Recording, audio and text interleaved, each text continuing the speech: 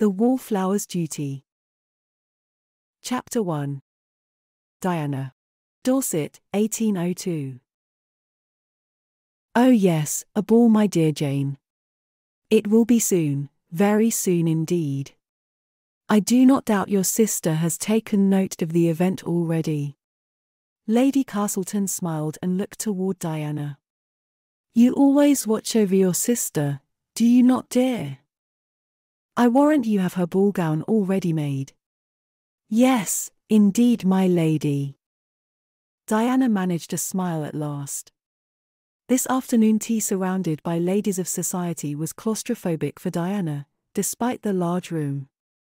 There were so many ladies, all dressed grandly in fine gowns, elegant headdresses, and with such jewels across their persons that everywhere she looked, she was blinded by the sunlight streaming through the window and reflecting in those jewels. We can go, Diana? Jane leaned toward her, bumping their shoulders together. Of course, sister, Diana said, softening her tone so no other but Jane could hear her at the table. I've ensured you have been invited to all the events this year in Dorset. You shall be quite the belle of each ball now you have had your debut, I do not doubt it. You are so kind to me. Jane giggled and reached for another cake from the tea table, smiling at the other ladies around her. She was confident, a natural in this environment, unlike Diana. It is the way I raised her to be. Diana admired her sister's countenance. She bore richly dark blonde hair that was curled exquisitely at the back of her head. Her features were petite to match the slim figure, and her cheeks were rosy with youth and happiness. As Jane was drawn into conversation around her with other ladies, Diana was content to sit back and watch her sister shine, as if she were one of those many jewels that blinded others in the sunlight. She has grown into a fine young woman indeed. I could not be prouder of her. Oh yes. We must see you wed soon, Lady Castleton's sister, Lady Warrington, said and leaned toward Jane, patting her cheek sweetly. Such beauty will no doubt catch the eye of a man soon enough. Yes, one must move fast these days. There are so little suitors about, Lady Castleton sighed dramatically. Come dears, have more tea. She topped up Diana's and Jane's teacups. Yes, indeed, and one would not wish to risk becoming a spinster, would they? Lady Warrington asked, chuckling and making her large cheeks wobble. Her sister elbowed her sharply, and the two looked straight at Diana. How awkward. Diana forced a smile to show she was completely comfortable with the situation, despite the fact the words had grated deep in her gut. She hurried to take a sip from her tea. At the age of 26, she was the spinster in town, sometimes much talked of for being such a spinster, and other times ignored like a flower in a vase that had been pushed to the corner of the room. I am happy to be so removed. I am here for Jane, and no other reason. Diana looked at Jane and felt warmth once again. She had raised her sister ever since their mother had passed 10 years ago. Jane had just been 8 at the time. Their father had provided for them, loved them, yes, but for guidance, softness, and a demonstration of how to be a lady, it was Diana's duty to show that for her sister. Since their father had also passed, their guardianship had passed into the hands of their uncle, the new Baron Cobham. Well, let us talk of what gentleman you may meet, Miss Jane, Lady Castleton continued on quickly, trying to cover up the awkwardness in conversation. Do not tell her of that, tell her of what help she can find, another lady called from somewhere across the table.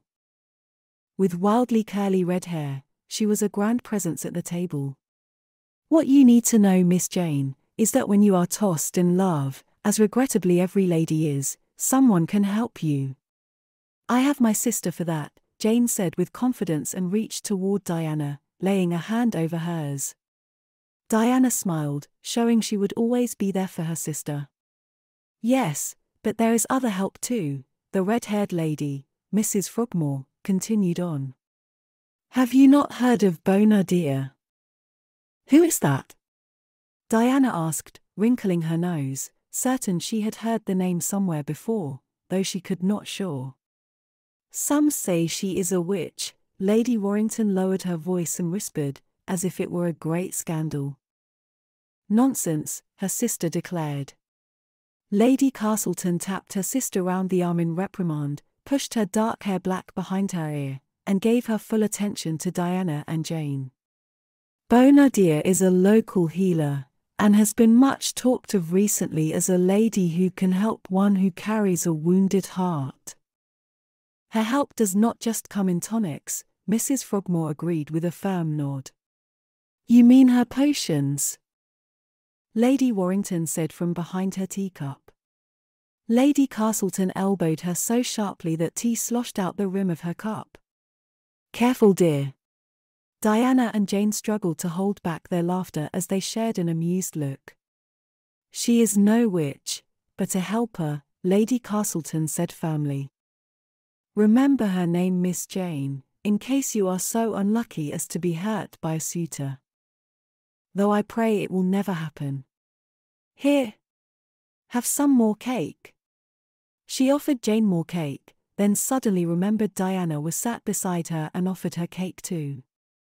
Diana hid her amused smile behind her teacup. Thank you, I will, Jane said firmly.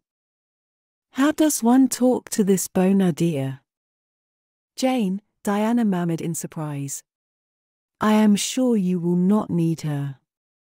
There is no harm in asking, I am sure. Jane returned her focus to the other ladies. How does one talk to her? There's an old oak tree at the edge of the village, on the river where it bends around a copse after the bridge, Mrs. Frogmore explained, waving her cake fork in the air as she described her directions. There's a space in the tree where girls in the village leave her letters. You can leave one for her too. How curious. Diana whispered, one places a lot of faith in that no other will go and pick up the letters, beyond Bonadir. She cast a glance at her sister, seeing that Jane was chewing her lip. Surely you do not need her services, sister? No, of course not. Jane smiled instantly, making her bright blue eyes light up. I was just wondering what sort of things this lady helps with. She stared so intently that Diana began to shift in her seat, self-consciously sipping more of her tea. Is Jane up to something? I can always tell when she is hard at thought. Jane chewed on her lip, telling Diana that something was indeed afoot. Anyway, tell us more of this ball, Lady Castleton, Diana said, eager to move the subject on.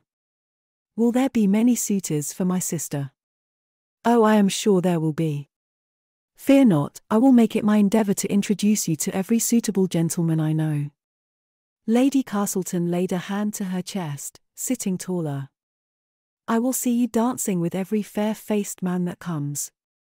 What of my sister? Jane asked. Do you know of any suitable suitors for her? Diana nearly choked on her tea and managed to cough into her teacup. Under the cover of the table, she stepped on her sister's toe, trying to stop her from talking. I am a spinster. She knows that. Diana had learned long ago not to think of her own heart. For so long her focus had been Jane, and it still was, that it was the way she lived her life. Every morning she rose from bed and thought of Jane, how to make her happy and give her a good day. When she thought of suitors, she only ever thought of what man would suit Jane. The ladies around the table looked at Diana, a strange quietness descending between them. Well. Lady Warrington struggled and pulled at the string of pearls around her throat. I am sure we could find a gentleman. Fear not, Diana spoke quickly, recognizing the worried expression in all the ladies' faces. Diana was no beauty, like her sister was, and the great dowry was also being saved for Jane. Diana was a poor prospect for any man, especially as she had been declared a spinster for so long. It made her gut tighten to speak in such a way, but she knew it was the truth. I am not intending to dance that night. I only wish for my sister to enjoy herself at the ball. Pray, devote your attention to her dance partners. As you wish, Miss Shorb. What a loving sister you are, Lady Castleton said and tapped Diana's hand that rested on the table, in a comforting touch. Thank you for watching. The next chapter and more audiobooks are coming extremely soon. Until then, watch one of the following videos. Please press the like button, subscribe and hit the notification bell to not miss any new audiobooks. It helps very much with YouTube's algorithm. Follow us on social media and visit our eShop at www.starfallpublicationsbooks.com to receive hot offers. Save 10% on your first order using YouTube 10 code at checkout.